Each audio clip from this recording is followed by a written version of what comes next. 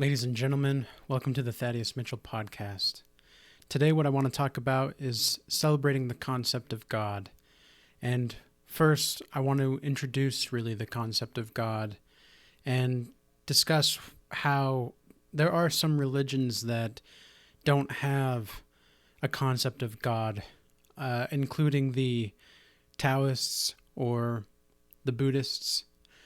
These religions don't have concepts of God or like an omnipotent or omnipresent being that is worshipped.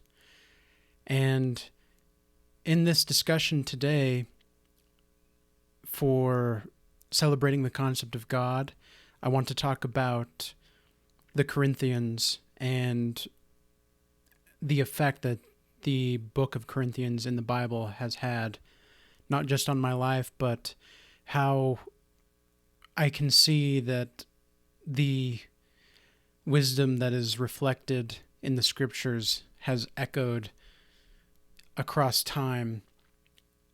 Because one of the hardest things I think that is to understand about the Bible is that it's a network inside of a book. And this network inside the book is all about relationships, and everything is related to everything else in the Bible, which I think is something that makes it really cool, but it's also a bit confusing to someone that isn't familiar with the Bible. And I know this because I actually didn't start reading the Bible until a couple years ago, and it wasn't until that time when I started to understand the greater significance of the Bible and how we can appreciate what our ancestors did and created for Western civilization. Because I don't think that, seeing that we're in these times of whatever we're in right now in our society, I think it's of great importance that we learn about the meaning of our own virtues and the meaning of our own values, because it isn't obvious to me that we have the kind of appreciation and the depth of that gratefulness of what our ancestors did and are still doing today.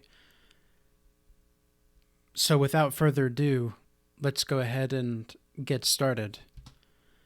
So the first scripture that I'd like to talk about today is from 1 Corinthians 1:25, and it says, "Because the foolishness of God is wiser than men, and the weakness of God is stronger than men." Well, there's a few things that stand out to me as I read this, and as I've been studying it. Well, number one, it's that God can be foolish. That's something that I was never really taught growing up. And foolish in what sense? Because it's not obvious what that really means. Because, here's another thing about the Bible is that it operates, it seems to me, on a foundation of freedom of thought. And that's part of the network, right? So that's part of the network processing in the book itself. And part of the foolishness of God being wiser than men is that sometimes it takes foolishness to understand wisdom. And when we understand wisdom, or when wisdom is understood by men, the glory of that goes to, if you're a Christian or if you're a believer in God, it goes to God. I don't think you have to believe in God or Christ or anything like that in order to value what the scriptures are saying here, because what it's really saying is that when you operate to the degree that you're most capable in whatever you do and however you place your attention, understanding that being a fool will lead to something higher is of tremendous value. And the weakness of God being stronger than men, well, what exactly does that mean? It means that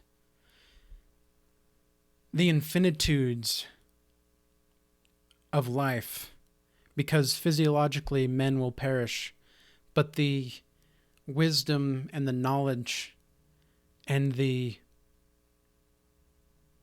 teachings of compassion will stay around much longer than we will.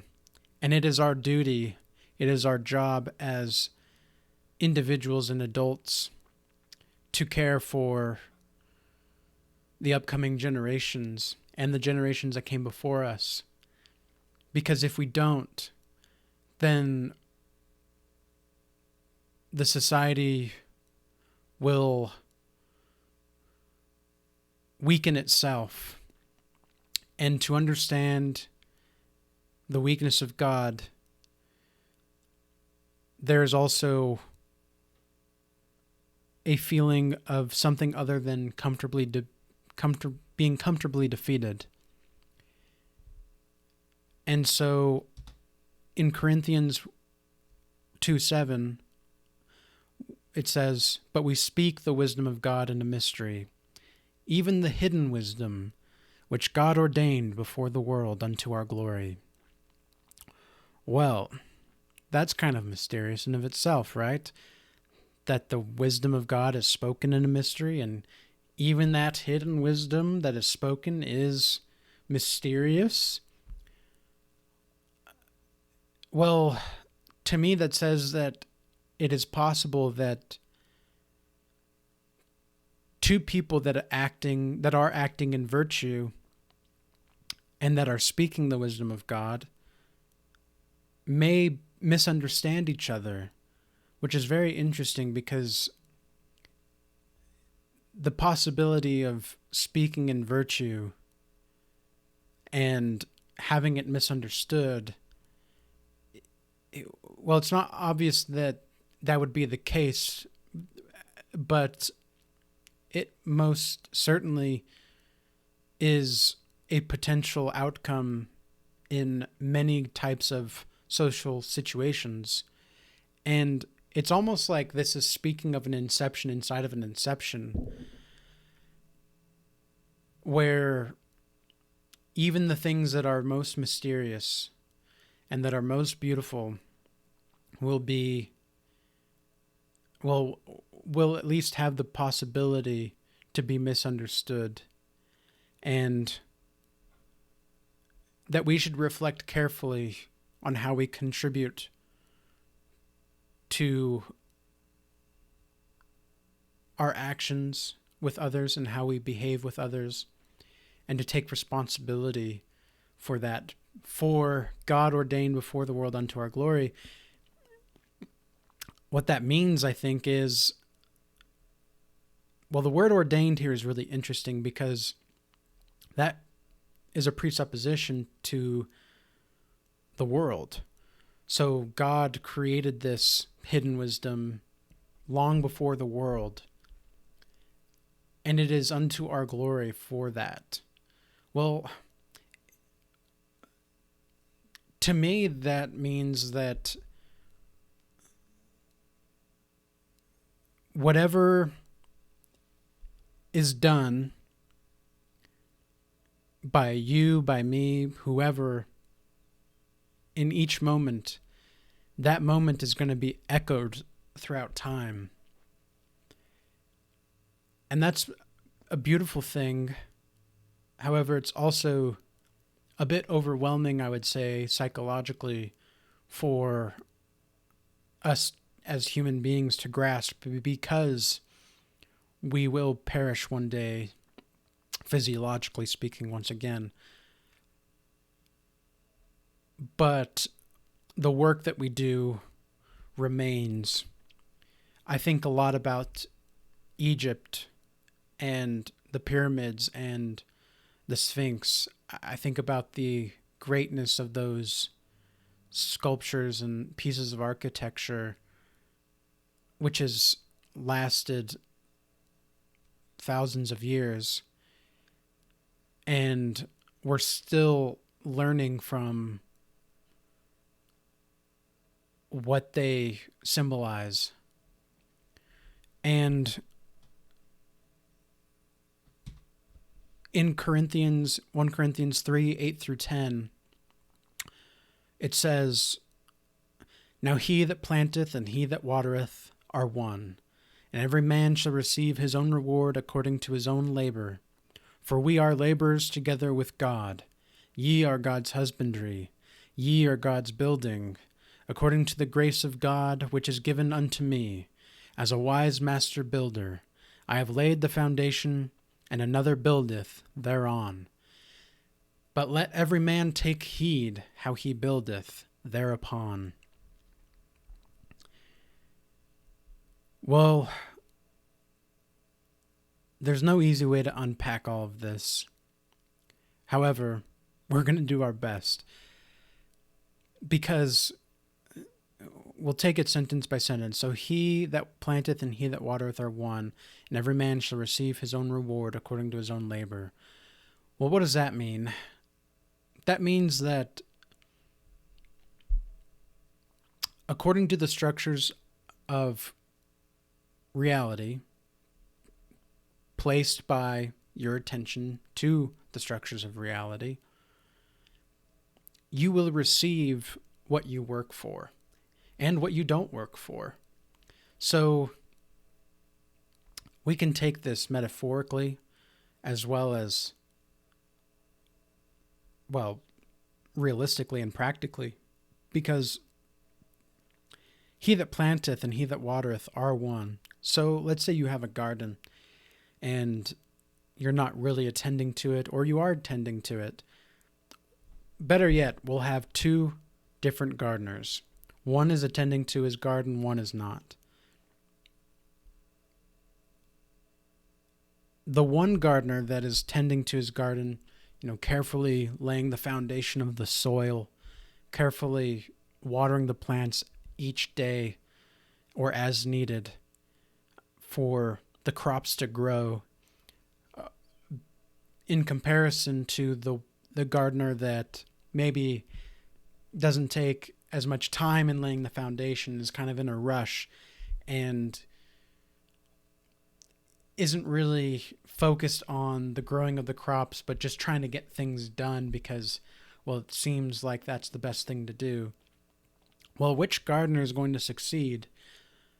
The patient gardener or the fast-paced, rushing gardener in 3 months' time when it's time for the crops to grow? Well, the patient gardener is going to receive what more of the crops than the one that rushed, because there was a tender care for it and there was a flow to it and there was a gratitude. Almost there was a it's almost like a backdrop of gratitude for the soil and for the crops themselves that this gardener was attending to. And the gardener that rushes isn't quite as, I wouldn't even say motivated, but reliant on the structures of reality, which only hinders himself in the long run. But you can't twist the fabric of reality and expect things to grow, right? You can't. And I think that's something that this scripture is saying. And it says in the next line, "For we are laborers together with God. Ye are God's husbandry, and ye are God's building." Well, I think that's a very encouraging statement, to be honest, because if we're laboring together with God, well, then that means that we're pursuing something that is meaningful and worthwhile, more so than we could estimate in accordance to our own finitudes of life as human beings. And if ye are God's husbandry and ye are God's building, well, first of all, God's husbandry, it isn't obvious to me that the word husbandry here means that we are married to God. However, I do think that there's a hidden piece of wisdom here that says what you do with yourself and how you conduct yourself is going to show throughout time, and whether you are committed to that highest ideal or not will result in whatever manifests itself in the world. And God's building, I don't think it's referring to a church. I don't think it's referring to a temple of sorts. I don't think it's referring to any of that. I think it could, but I am also attempting to grasp at something deeper here, that the building is life. The building is the earth. The building is the universe. The building of God is wherever you place your attention to. And part of placing your attention to the world is being involved as a participant with what is highest. And so, according to the grace of God which is given unto me as a wise master builder, I have laid the foundation of another buildeth thereon. So, as you place your attention to what is highest, as you place your aim to what is highest, you also develop a meticulous understanding of what it means to build on solid ground. Because if you're solid in yourself, then naturally things around you will go the way that you want, really. And that's not I think that takes a tremendous empathy and compassion. And in this last part it says, but let every man take heed how he buildeth thereupon. So it's really entirely up to you, which I think is so cool. I think this is it's mind-boggling, because I don't think what it's saying here is that God is responsible for you. It's like, no, God's saying that you're responsible for yourself, man. And if you want to receive that which you want, you're going to have to work for it and earn it. And that takes time, it takes dedication, it takes a sense of being driven, it takes a sense of self-compassion as well, I would say. And that's a very beautiful thing, because when you let go of temptations of neediness and fear, you can pay a lot more attention to how you conduct yourself in the world properly, and without the sense that there's an impending doom being cast on you by this omnipotent being. I don't think it's true to say that, or fair really, to say that we should always fear God, or that like the God-fearing preaching that happens in a lot of churches, different kinds of religions as well. I don't think that that's helpful, really. However, I do think that the fear of God,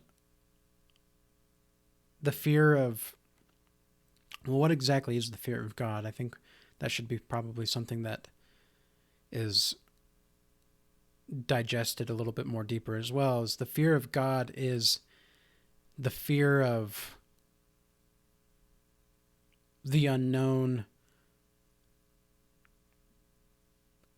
casting an avalanche of